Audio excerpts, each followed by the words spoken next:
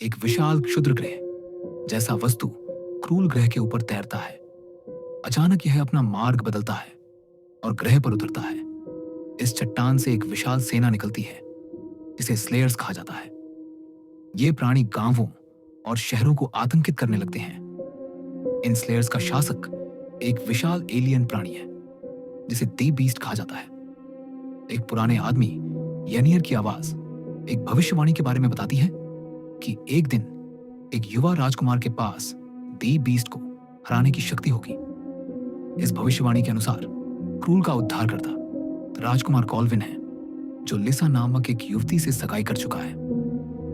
भविष्यवाणी में यह भी कहा गया है कि राजकुमार की पत्नी का नाम प्राचीन नाम होगा और यदि द बीस्ट को हराया गया तो वे दोनों आकाश गंगा पर शासन करेंगे। कॉल्विन अपनी होने वाली पत्नी के पिता के महल में शादी के लिए यात्रा करता है। वह और उसके पिता और उनके साथी यात्रा में देरी का सामना करते हैं क्योंकि स्लेयर्स की गश्त के कारण रास्ते खतरनाक हो गए हैं। जब वे महल पहुंचते हैं तो शादी की रस्म शुरू हो जाती है।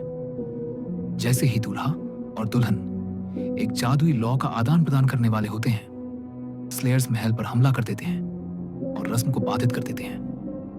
कॉल्विन, उसके पिता और उसके होने वाले ससुर बहादुरी से रक्षा करते हैं, लेकिन वे संख्या में बहुत कम होते हैं। लिसा को पकड़ लिया जाता है। कॉल्विन के पिता और उसके होने वाले ससुर मारे जाते हैं और कॉल्विन खुद घायल हो जाता है और उसे मृत समझकर छोड़ दिया जाता है। कुछ समय बाद यनियर कॉल्विन को ढूंढता है और उसे एक छिपे हुए स्थान पर ले जाता है ताकि उसकी चोटों का इलाज किया जा सके। यनियर कॉल्विन को भविष्यवाणी के बारे में बताता है और कहता है कि वह राजकुमार है जो ग्रह को बचाएगा। हालांकि कॉल्विन को लिसा को द बीस्ट के चंगुल से बचाना होगा, जिसने उसे ब्लैक फोर्ट्रेस में कैद कर लिया है। कॉल्विन इस योजना पर संदेह करता है क्योंकि यह व्यापक रूप से ज्ञात है कि ग्रह पर हर सूर्योदय के साथ ब्लैक फोर्ट्रेस अपना स्थान बदलता है और कभी भी एक ही स्थान पर 2 बार नहीं दिखाई देता है। यनियर ब्लैक फोर्ट्रेस के स्थान बदलने की समस्या से विचलित नहीं होता है। वह मानता है कि एक पुराने जादूगर एमरल्ड सीयर अगले स्थान की भविष्यवाणी कर सकते हैं। यनियर कॉल्विन को यह भी बताता है कि उसे मिशन पूरा करने के लिए एक प्राचीन हथियार की आवश्यकता होगी, क्लेव, एक 5 धारीदार तारा आकार का उपकरण।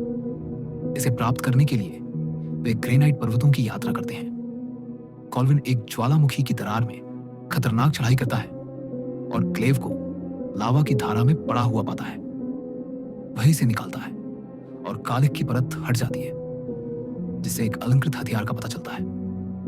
जब वह यनियर के पास लौटता है तब पुराने आदमी उसे सलाह देते हैं कि जब तक उसे इसकी आवश्यकता नहीं होती तब तक इसका उपयोग न करें। जब वे एमरल्ड सीयर के घर की ओर जाते हैं तो अचानक एक उल्का जैसा वस्तु उड़ता हुआ दिखाई देता है। यह एक आदमी निकलता है जो खुद को एर्गोद मैग्निफिसेंट, एक इच्छुक जादूगर के रूप में परिचय देता है। एक प्रतीत होने वाले टकराव वाले वार्तालाप के बाद एर्गो कॉल्विन और यनियर के साथ शामिल होने का फैसला करता है। जब वह एक बड़े और शक्तिशाली साइक्लोप्स को देखता है, कुछ समय बाद समूह का सामना एक छोटे से डाकुओं के समूह से होता है जो अभी भी बेड़ियों में जकड़े हुए हैं, जो दर्शाता है कि वे वास्तव में भागे हुए कैदी हैं। कॉल्विन पहचानता है कि वे अपराधी हैं, लेकिन उनमें सम्मान की भावना भी है और वे उसकी खोज में मदद कर सकते हैं। वह उन्हें बेड़ियों से मुक्त करता है और उनके नेता टॉरक्विल को अपना नया लॉर्ड मार्शल नियुक्त करता है। कुछ समय बाद एर्गो एक स्लेयर द्वारा लगभग मारा जाता है। उसे उसी साइक्लोप्स द्वारा बचाया जाता है जिसे उसने कॉल्विन और यनियर के साथ जुड़ने के समय देखा था। साइक्लोप्स उन्हें बताता है कि उसका नाम रेल है। उसकी जाति का द बीस्ट के साथ एक लंबा इतिहास है। वे पहले 2 आंखों वाली विशाल जाति थे जिन्हें भविष्य देखने की क्षमता की पेशकश की गई थी। हालांकि दी बीस्ट ने उन्हें अपनी एक आंख छोड़ने के लिए धोखा दिया था, जिससे वे केवल अपनी मृत्यु देख सकते थे। समूह एमरल्ड सीयर के घर एक घने जंगल में पहुंचता है। पुराने आदमी का एक छोटा सा शिष्य है, टिच, जो एर्गो का मित्र बन जाता है।